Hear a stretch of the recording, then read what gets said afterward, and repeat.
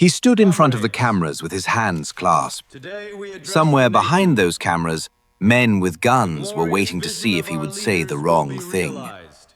His uniform was pressed, his posture was correct, and he said, in careful English, words he did not believe. "I want to sincerely apologize for the dishonest and aggressive acts." The cameras rolled. The North Koreans watched from just off frame. And then Commander Lloyd Bucher did something that nobody in that room understood. He used a phrase, a specific phrase borrowed from a television comedy show back home, a show called Laugh-In, which had premiered just weeks before any of this happened. He called what his ship had done the fickle finger of fate. The North Korean translators wrote it down. The propagandists approved it. The confession went out to the world, and not one of them knew what it meant. This is the story of 82 American sailors who spent 11 months in a country most of them had never thought about. A country that wanted the world to believe it had broken them. It hadn't, and who fought back using the only weapons they had left, their wits, their defiance, and a gesture that required no translation. Stay with this one, because by the end, you're going to understand exactly why a grown man, beaten half to death, chose to smile at a camera and lie with his whole face, while telling the truth with 2 fingers. January 1968. The world was already on fire before any of this happened. The Tet Offensive in Vietnam was 2 days away. American boys were dying at a rate that shocked the country every single week. President Johnson's approval rating was in free fall.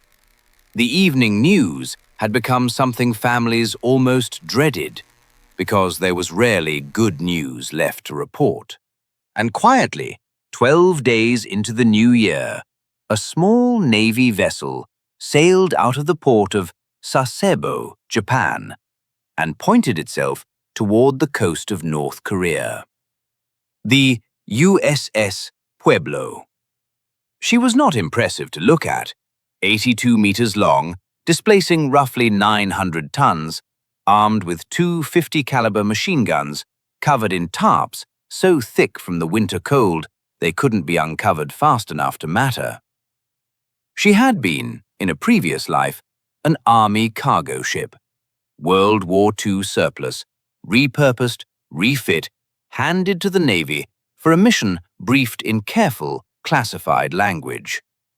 Electronic intelligence gathering. Translation: spy ship. She was loaded with some of the most sophisticated listening equipment the National Security Agency could provide in 1968.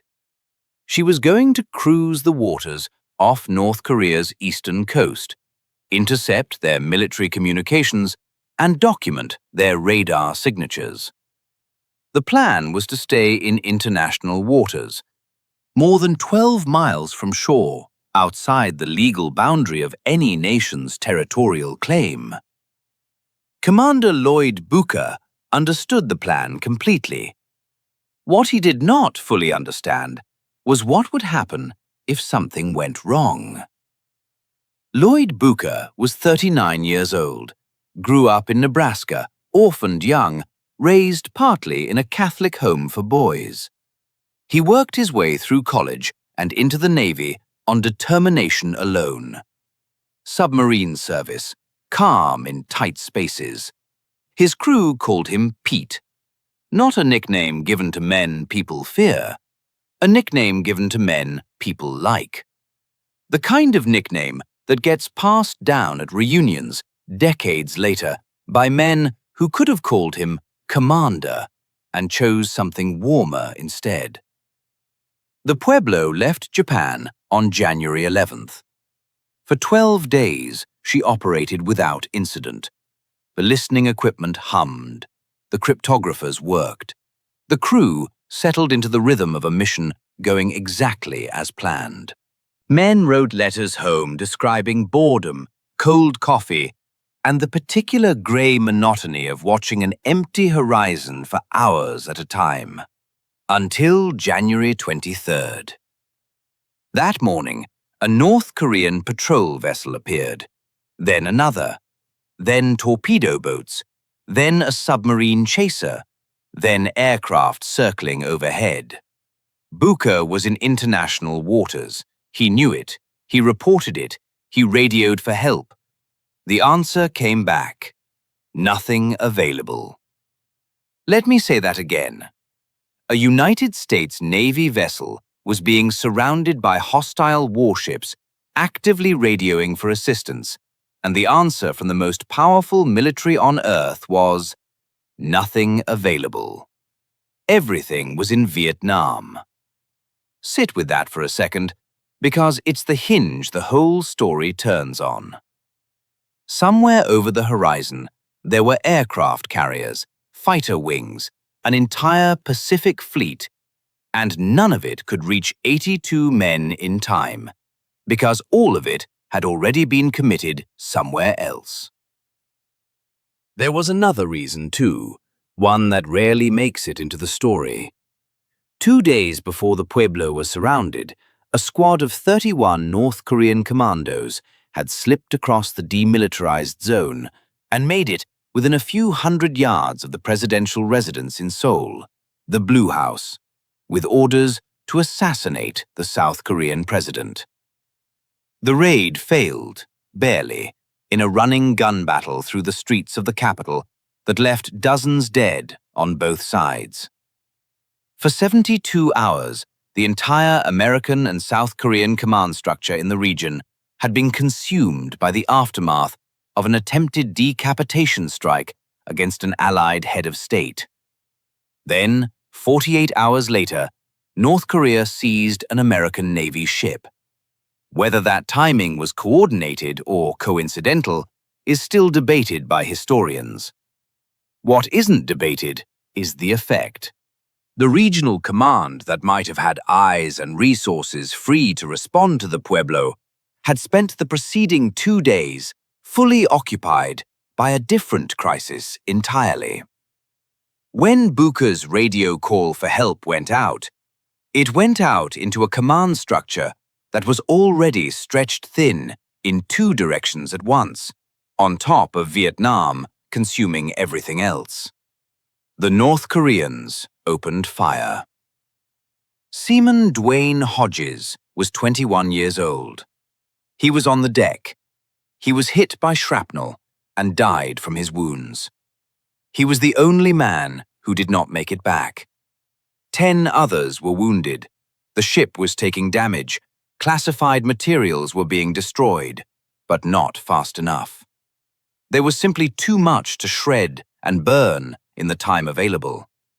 The man responsible for that destruction was 29-year-old Steve Harris, officer in charge of the research detachment, the intelligence specialists who ran the listening equipment. The moment the North Korean vessels closed in, Harris understood exactly what was at stake. If that equipment was captured intact, North Korea, and almost certainly the Soviet advisors who would soon be examining it, would gain access to some of the most sophisticated American signals intelligence technology in existence. The Pueblo had never been built for rapid destruction. That flaw became obvious in minutes. Harris and his men used what they had: hammers on circuit boards, fire in metal wastebaskets, manual shredders that jammed under the load, bags of sensitive material heaved overboard into water that was, by then, controlled almost entirely by North Korean vessels. Harris worked until the ship was boarded. He did not get everything. That intelligence loss, the real damage the capture did to American cryptographic security, remains classified, in large part, to this day. What has been declassified suggests it was substantial. Some analysts believe it took years to fully measure the cost. Harris was never officially blamed for what he couldn't destroy. He had done what could be done in the minutes he had. But he knew, better than anyone else on that ship, exactly what had been lost. He carried that specific knowledge home with him, quietly, for the rest of his life.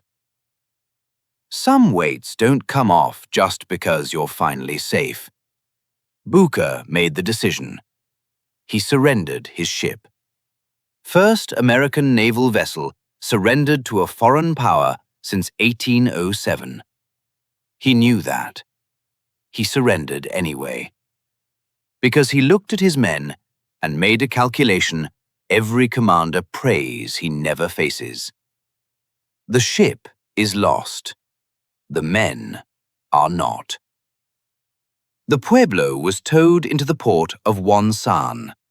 The crew was marched off at gunpoint, lined up on the dock in the January cold, and photographed. That photograph went around the world. 82 American men, hands on their heads. A North Korean port. Faces caught somewhere between shock and disbelief, because 12 days earlier, most of these men had been writing letters home about nothing more dangerous than the food. In the White House, Lyndon Johnson looked at it and felt something harden in his chest. But there was nothing he could do.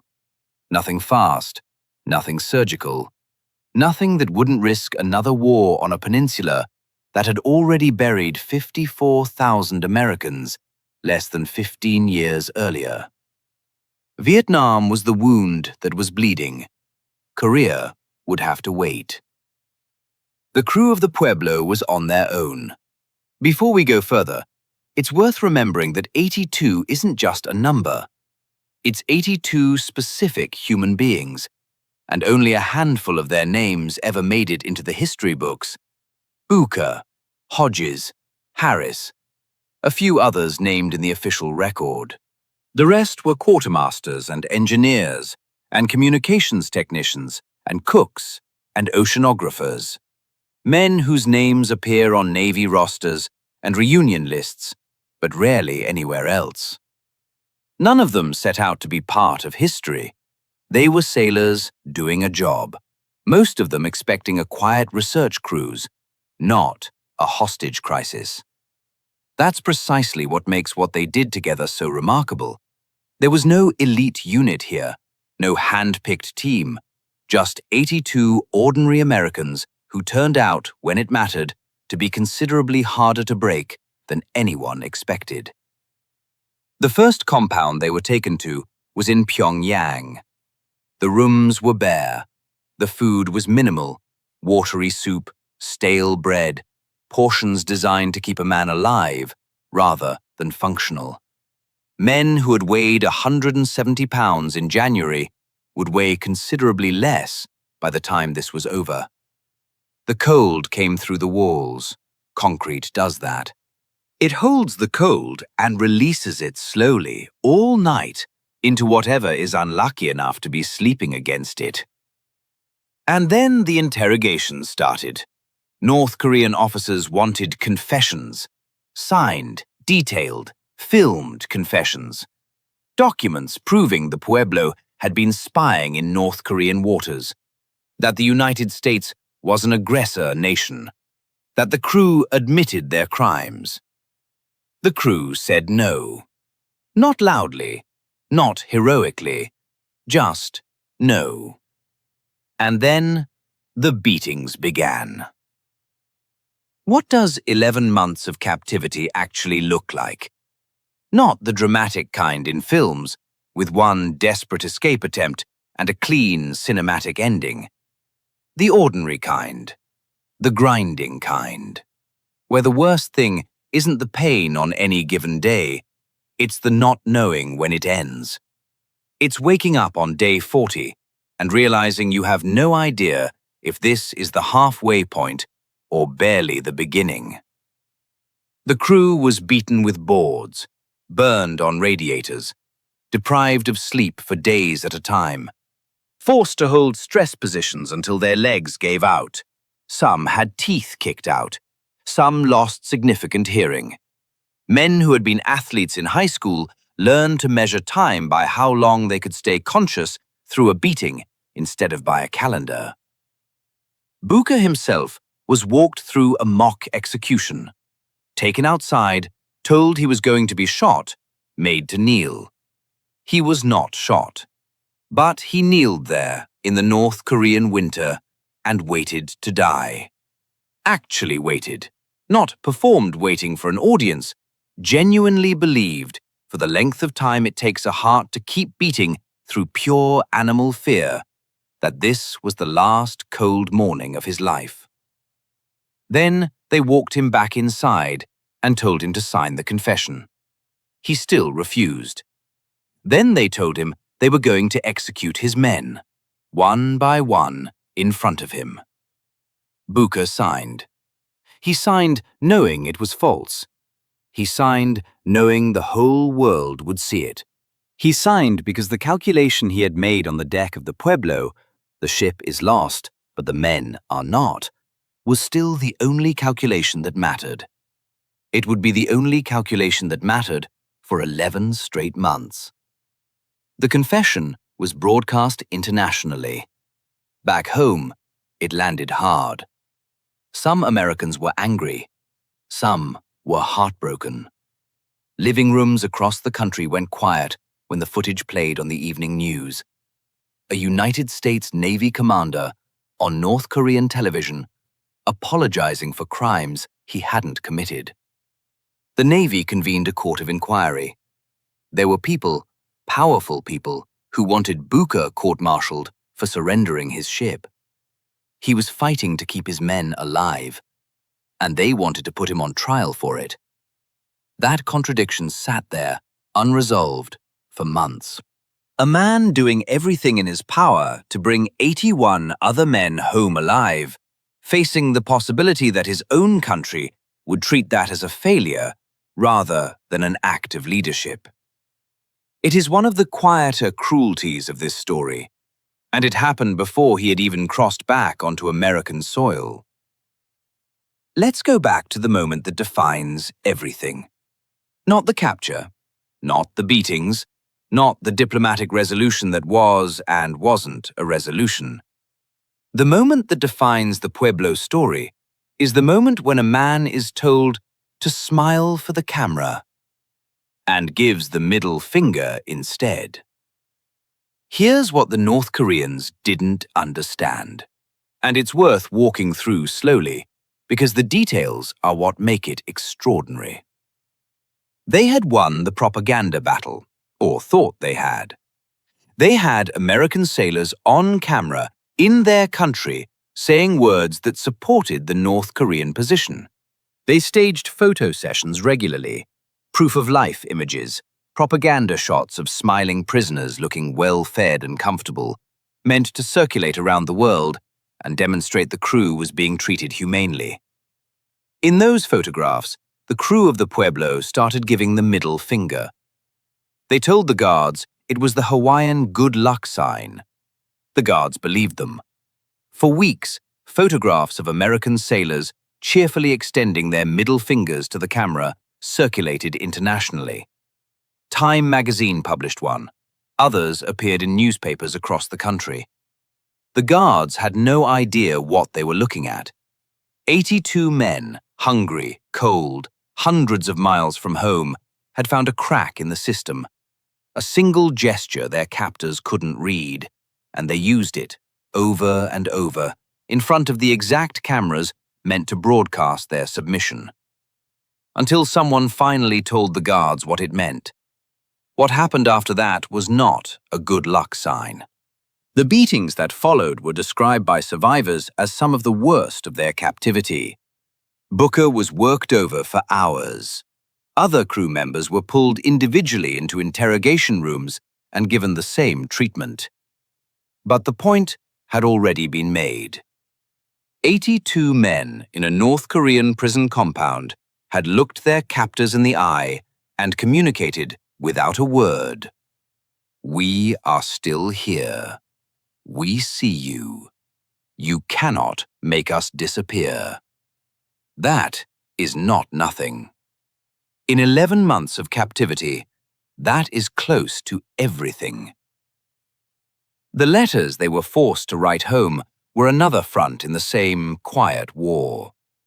North Korean authorities required the prisoners to write letters to family members, to American politicians, to newspapers. The letters were supposed to describe terrible American aggression and express shame and remorse. What the crew did instead was plant codes.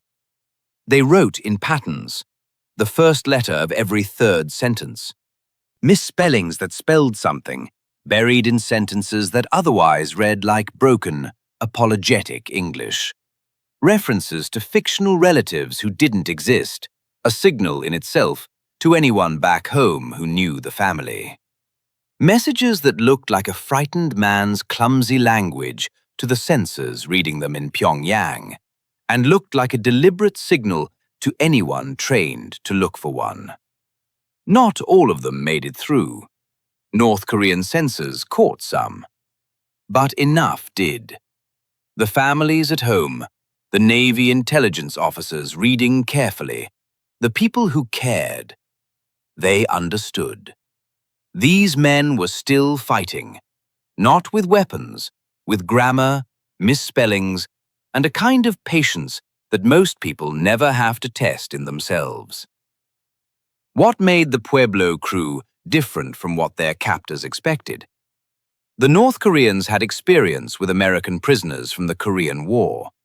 Many of those men, subjected to the same kind of psychological pressure and physical coercion, had broken, had signed things, had said things on camera. The North Koreans called it re-education. American analysts called it brainwashing. Either way, it had worked on a significant number of prisoners a decade and a half earlier. The Pueblo crew was different. Part of it was training. Some of them had received basic resistance instruction, though nothing like what special operations forces get. Part of it was the particular culture that Bucher had built on the ship. Men who trusted each other. Men who knew their commander was absorbing punishment on their behalf, deliberately, again and again, so that it landed on him instead of on them. Part of it was something harder to quantify. The men on the Pueblo in 1968 were almost universally young. Most of them were in their 20s. They had grown up in a particular America, the America of the late 1940s and 50s, where you were taught that some things were worth standing for and some things were worth standing against, and that knowing the difference was what made a man. They were also furious. Not broken, furious. There is a difference, and it matters more than any training. There's a detail about the compound near Pyongyang that doesn't appear in most accounts, and it might be the most human detail in this entire story. The crew was required to attend daily political education sessions. They sat in a room and watched North Korean instructors explain, with charts and photographs and careful logic, why the American capitalist system was oppressing its own people, why the Korean War had been an act of American aggression, why the men in that room should feel shame for what their country was doing in the world. The crew sat and listened, and then they went back to their rooms and talked baseball. This is not a small thing. It is, in its way, a profound thing. These were men who, by any objective measure, had reason to be angry at the country that had sent them on this mission without adequate protection or rescue capability. They had reason to question. Some of them, in the long months of isolation and pain, certainly did question, quietly, to themselves, in the dark. But when the North Korean instructors finished their lectures, the men went back to their rooms and argued about the pennant race. They argued about food they missed, about neighborhoods they were from, about the particular way light hits the water on a good morning in the Pacific, the kind of detail a man only really notices once he's certain he might never see it again. About mothers cooking, and high school girlfriends, and cars they'd fixed up, and cars they wished they'd bought instead. They argued about who was the better commander, and Bucher generally won those arguments, even among the men who had reason to be angry with him. They kept America alive in that compound. Not the official America of government statements and diplomatic positions. The actual America. The one made of specific places and specific tastes and specific people and specific memories. That's what they were protecting when they gave the finger to the camera. Not a policy position, not a government. Their actual lives. The families at home carried their own weight through those 11 months. The Navy gave them periodic updates, but not much information. What was happening to the crew was largely classified. The families knew their men were alive, or believed they were, but almost nothing beyond that. No details. No letters that weren't screened, delayed, and stripped of anything useful. Just silence, punctuated occasionally by a carefully worded Navy briefing that told them almost nothing new. Rose Bucher, Lloyd's wife, became a quiet advocate. She gave interviews carefully, aware that every word could complicate the negotiations happening on the other side of the world. She maintained the household. She kept the household running, raised their children, and did not fall apart, though she had every reason to. When he came home, thin and damaged in ways that weren't immediately visible, she was there. This is the part of the story that the official records don't contain. What it took to wait at home for 11 months while the person you love is in a compound near Pyongyang, and you have been told, politely but firmly, that there is nothing to be done right now. What it took to get the children ready for school, to answer their questions with something that wasn't quite a lie and wasn't quite the whole truth either. To keep a house running on an income that hadn't changed while your entire internal world had been rearranged around a single word. Waiting. The answer for Rose Bucher and for the other wives and parents and families was the same as the answer the crew gave inside the compound. You get up in the morning, you keep going. You trust that the person you love is doing the same, and you wait. There is no medal for that kind of waiting, no ceremony, no photograph that goes around the world. It happens at kitchen tables and in empty beds, quietly, for 11 months, and then for the rest of a lifetime afterward, whenever the memory resurfaces uninvited. It is its own kind of service, rendered by people who never once put on a uniform. Back in Washington, the negotiations were going nowhere. The United States wanted its men back. North Korea wanted an admission of guilt, an official document from the American government acknowledging that the Pueblo had intruded in North Korean waters and apologizing for it. The problem was that it hadn't. The Pueblo had been in international waters. Navigation logs, satellite data, every piece of American intelligence confirmed the same position. Signing a document saying otherwise would be a lie with consequences that could outlast any administration. The talks were held at Panmunjom, the same location where the Korean War armistice had been signed 15 years earlier. Same table, same frigid formality. Different stakes, but the same essential problem. How do you resolve something when one side insists on a fact that isn't true? 11 months. That's how long they talked. 11 months while the crew sat in their compound near Pyongyang, doing math in their heads about calories and counting the days. 11 months while wives and mothers and fathers waited at home with almost no information. 11 months while Vietnam consumed every headline, every debate, every ounce of political energy in Washington. And then, in December of 1968, someone came up with an answer. What was the answer? It was this: sign the document and say out loud, the moment you sign it, that it's false. Think about what that requires.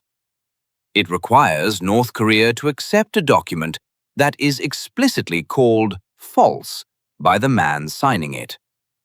It requires the United States to sign something it publicly calls a lie. It requires both sides to agree to a resolution that gives each of them, on paper, what they claim to want, while ensuring that neither of them actually gets what they were fighting for. The man who made this work was Major General Gilbert Woodward, the senior American negotiator at Panmunjom. On December 23, 1968, he stood at the negotiating table and read the following statement before picking up the pen. The position of the United States government with regard to the Pueblo, as consistently expressed in the negotiations at Panmunjom, has been that the ship was not engaged in illegal activities, that it did not intrude into the territorial waters of North Korea, and that the confessions are invalid. My signature will not and cannot alter the facts. Then he signed the document. The North Koreans took it. They had spent 11 months fighting for that signature. They had tortured 82 men to get it. And they got it. But they also got the statement that preceded it, a public, formal declaration, recorded in front of witnesses on both sides of the table, that every word in the document they were receiving was false. It was simultaneously a capitulation and a refusal, an apology that wasn't an apology, a confession that wasn't a confession. The document existed. The repudiation of the document existed alongside it. North Korea got the signature for their records, the United States got its men back, and never, in any legal or diplomatic sense, admitted to a crime it hadn't committed. What the North Koreans decided to do with that contradiction was their problem. This is diplomacy stripped down to its most basic function. Not truth, not justice, but a mutually acceptable way of stopping something that has to stop. December 23, 1968, 2 days before Christmas. The crew of the Pueblo was loaded onto buses. They had been told they were being released. Some believed it. Some had been told that before, a cruel tactic their captors had used more than once, just to watch hope collapse when it turned out to be another lie. The buses drove south, toward the border, toward the bridge of no return at Panmunjom. That bridge has its name for a reason. During the prisoner exchanges after the Korean War, men who crossed it in either direction were not allowed to go back. It was one way, forever. The 82 surviving members of the crew crossed it one at a time. Bucher went first. He had spent 11 months as the point of contact between his men and their captors. Every time something went wrong, he was punished for it. Every time a beating was ordered, he tried to absorb the worst of it so his men wouldn't have to. Now, at the very end, he did the one thing that had defined his entire command.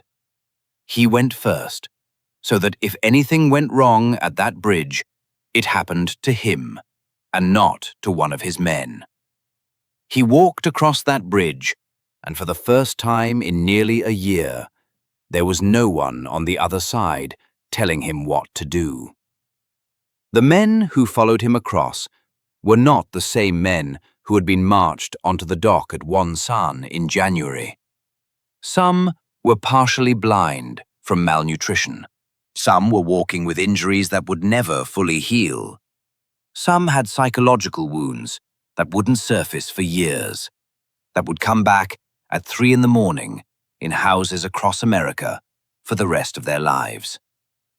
They were also alive, all 82 of them. That was Bucher's accounting, the one that mattered to him. They came home 2 days before Christmas. The country met them with mixed feelings. Some Americans wanted to call them heroes. Some wanted to call the whole thing a national embarrassment. The naval inquiry that followed asked hard questions about the decision to surrender, about the speed of the document destruction, about whether Bucher should have fought back with his 2 covered machine guns against a fleet of warships that outgunned him completely. Bucher answered every question. His answer, essentially, was the same as it had always been. My job was to bring my men home. I brought my men home. The Court of Inquiry recommended that Bucher face court-martial for surrendering his ship. The Secretary of the Navy, John Chafee, refused. He said that the men had suffered enough. That was the official end of it. The unofficial end took much longer. Some of the crew members who came home were never fully the same. Sleep disorders, nightmares, what we now call post-traumatic stress disorder, a term that didn't exist in 1968, which meant that a lot of men were dealing with its effects without knowing what they were dealing with or having any language to describe it. They just knew they didn't sleep the way they used to, that certain sounds put them right back in that compound, that their wives had learned not to touch them too suddenly in the middle of the night. Some drank more than they should have. Some had marriages that didn't survive the distance of what they'd been through. Some carried the experience as a private thing, something that happened in a particular 11 months of their lives that most of the people around them couldn't really understand, so they simply stopped trying to explain it. A few spoke publicly about it. Bucher wrote a book. He gave interviews. He was clear about what happened and why he made the decisions he made, repeating the same steady account for decades, without embellishment and without self-pity, as though the truth needed to be said plainly enough times that no one could twist it later. He lived in San Diego. He stayed connected to his crew. The USS Pueblo Veterans Association held reunions, and at every one of them, he was the same man who had walked across that bridge first, the one who made sure his people were through before he let himself think about himself. He died on January 28, 2004. He was 76 years old. He was buried in San Diego. The USS Pueblo is still on that river in Pyongyang. It sits on the Pothong River, where it has been moored since the 1990s. It's a tourist attraction now, a museum ship. North Korean visitors can walk its decks and look at the equipment and hear the story of how it was captured. The North Korean version of the story, told with plaques explaining the glorious capture of an American spy vessel. It is the only active-duty United States warship currently held by a foreign power. The only one. Not recovered, not returned.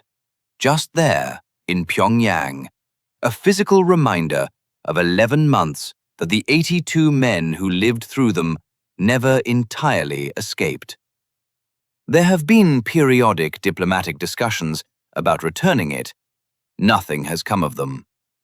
The North Korean government considers the Pueblo a trophy, a demonstration of what they were capable of in January of 1968. They're not wrong, exactly. They were capable of that. They were also incapable of breaking the men they captured. Both of those things are true. If you look carefully at some of the old photographs from the compound, the ones that weren't taken right after a beating, the ones where the men had a second to compose themselves, you can see something in their faces. Not defeat. Something else. The particular expression of a man who knows something his captors don't.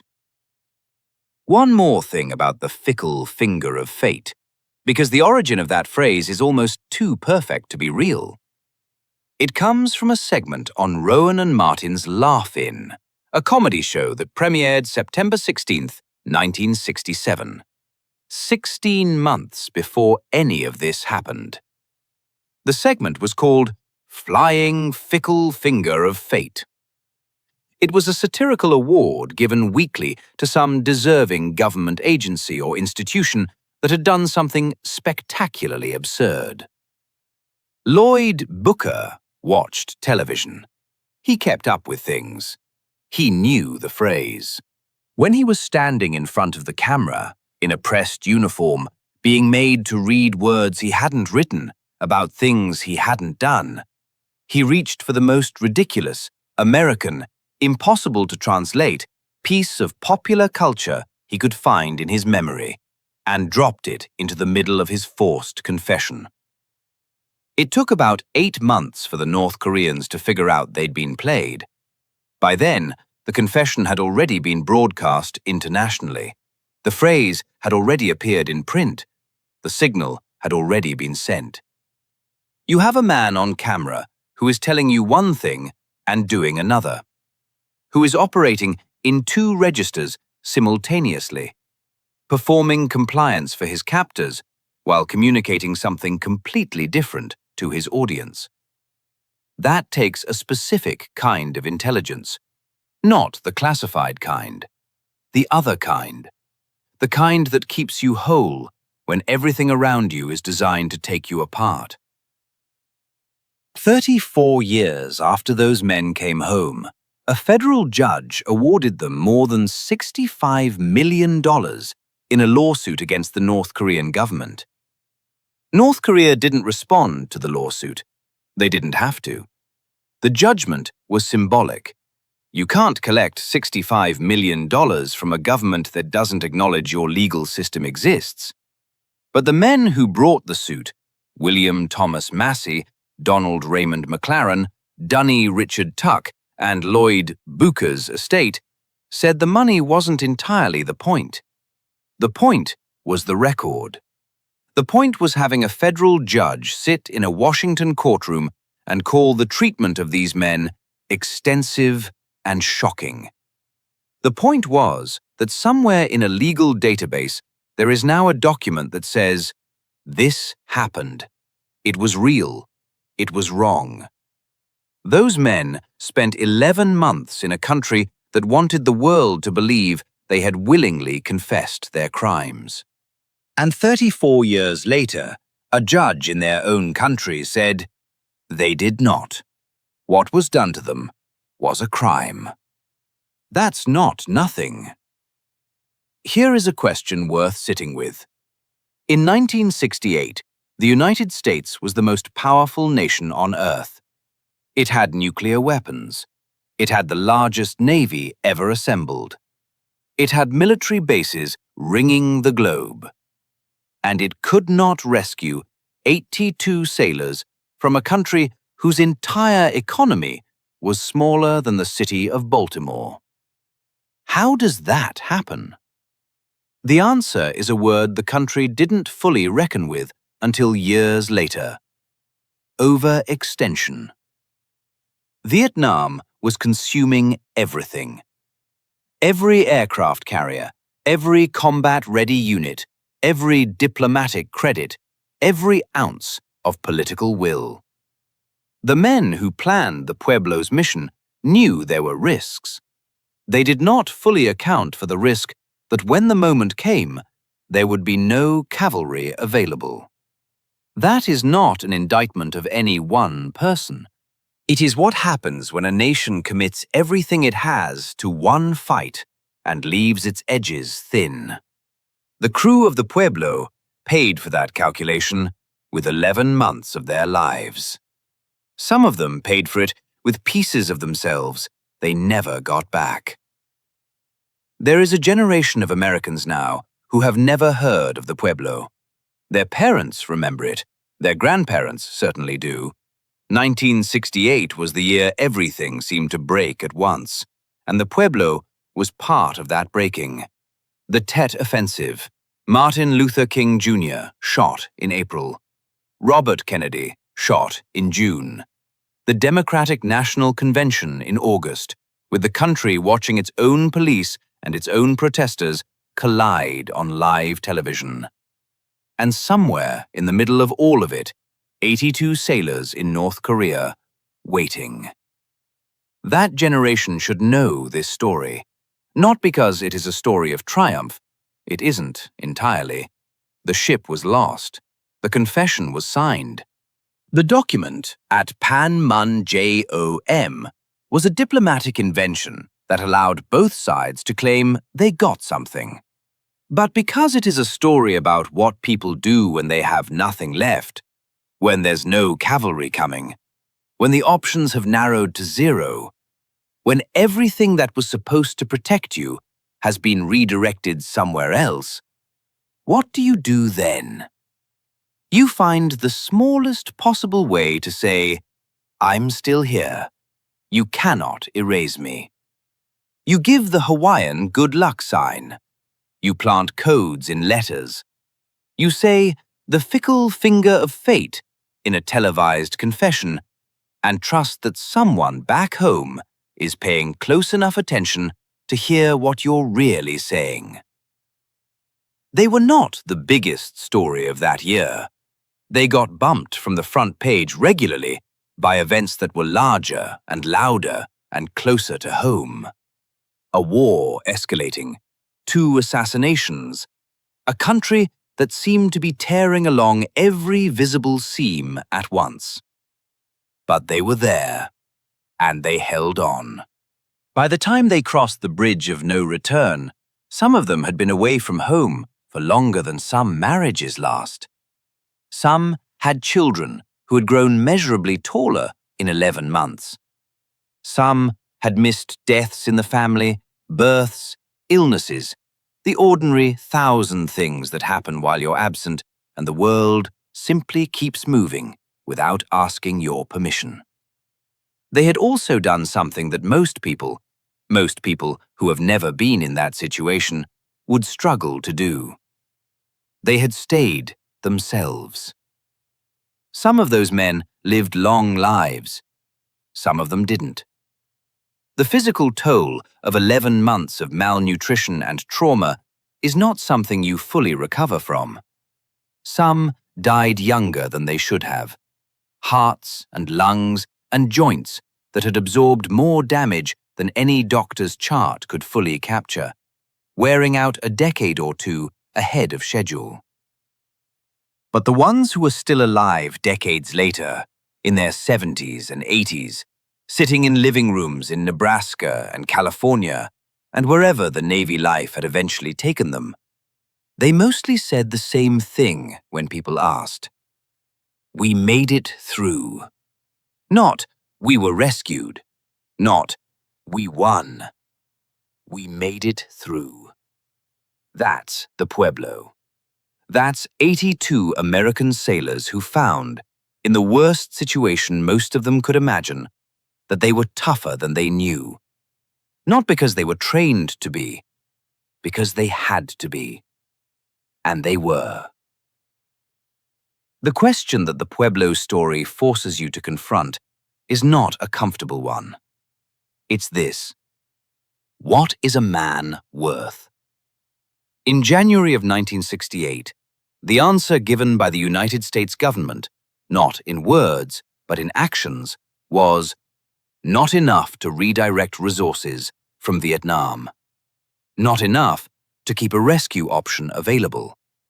Not enough to have adequately prepared the ship for the possibility of exactly what happened. 11 months later, the answer given was different. Enough to sign a document we publicly call false. Enough to swallow a diplomatic humiliation in front of the whole world. Enough to come home. Both answers are true. They coexist uncomfortably, as the truth often does. A great power can fail a man completely in January and still, 11 months later, move heaven and earth to bring him home. Neither fact cancels the other out. Both belong in the same account, sitting side by side, the way most honest history actually works. The men of the Pueblo received the second answer. They got to come home. Dwayne Hodges, 21 years old, died on the deck of that ship in January cold. He got neither. His name is on the USS Pueblo Veterans Association Memorial. It's the right place for it. There's one more injustice buried in this story, quieter than the beatings, and it took decades to even partially correct. Because the United States was never officially at war with North Korea in 1968, the Korean War had ended in an armistice, not a peace treaty, but there was no new declared conflict. The crew of the Pueblo occupied a strange legal category for years afterward. They weren't quite prisoners of war in the formal sense recognized by some benefit programs, because there was no war to be a prisoner of. They were something else. Hostages, technically. Captives of an incident, not a war. That distinction sounds small. It wasn't. It affected medical benefits, disability recognition, and the kind of institutional acknowledgement that helps a man process what happened to him. Some of these men spent years fighting paperwork battles almost as frustrating, in their own bureaucratic way, as anything that came before, arguing with the same government they'd protected with their silence, that what had been done to them deserved to be called what it actually was. It eventually was, at least partially. Awards were adjusted, records were amended. But it took time, and for men already carrying 11 months, they couldn't fully explain to people who hadn't been there, having to also prove that it had counted was its own kind of exhausting. That's worth remembering too, alongside the finger on the camera and the phrase from a comedy show. Sometimes the hardest part of surviving something isn't the something. It's convincing the world afterward that it was real. If you are old enough to remember 1968, you already know how much that year cost. And you know that somewhere in the accounting of all that it cost, there were 82 men who paid their share quietly, mostly without recognition, in a country that most of their neighbors couldn't locate on a map. They were hailed as heroes, briefly, and then the country moved on, as countries do. But their story stays, because it answers the question that everyone who has ever been in an impossible situation eventually has to answer. What do you do when there's nothing left to do? You do what the crew of the Pueblo did. You look at the camera, you smile, and you give the good luck sign. The homecoming itself took days before it looked anything like the reunions everyone imagined. After the bridge crossing, the men were flown first to a nearby base for medical evaluation. Doctors who had trained on textbook cases of malnutrition found themselves looking at 82 living examples of it. Men were weighed, examined, and, in many cases, treated for injuries and infections that had gone unaddressed for months. Only after that came the debriefings. Navy intelligence officers, patient but thorough, walking each man back through 11 months of memory, trying to reconstruct exactly what had been said, what had been signed, what the North Koreans had actually managed to extract. Only then did the families get to see them. For some wives and children, the man who walked off that transport was recognizable instantly. The same face, just thinner. For others, there was a longer moment of adjustment. A father who had left as one man and returned, quietly, as someone slightly different, carrying an 11-month gap that no amount of catching up over dinner could entirely close. The press wanted a triumphant story. In some ways, they got one. 82 men had survived captivity that should, by any reasonable expectation, have broken most of them. But the men themselves, almost without exception, resisted the word hero in those first interviews. They talked instead about each other, about Bucher taking the worst of the beatings, about Harris trying to destroy the equipment in time, about the man in the next bunk who'd kept them sane by talking about nothing more important than baseball. That instinct, to point away from themselves and toward each other, tells you something about who these men were before any of this happened to them, and something about who they remained afterward. The Pueblo's capture left a mark on the Navy that outlasted the headlines. In the years that followed, the rules governing how intelligence-gathering vessels operated changed. Escort requirements were reconsidered. Contingency planning for exactly this scenario, an unarmed or lightly armed ship isolated far from any possible rapid response, became a standard part of mission planning in a way it simply hadn't been in January of 1968. Officers who studied the incident afterward, at war colleges and staff schools for decades, used it as the textbook example of what happens when operational planning assumes help will always be available. It's a strange kind of legacy. 82 men paid, in beatings and hunger and 11 stolen months, for a lesson that the United States Navy would spend the rest of the 20th century trying not to have to learn twice. If you watched this story to the end, write one word in the comments, Pueblo, and tell us what city you're watching from.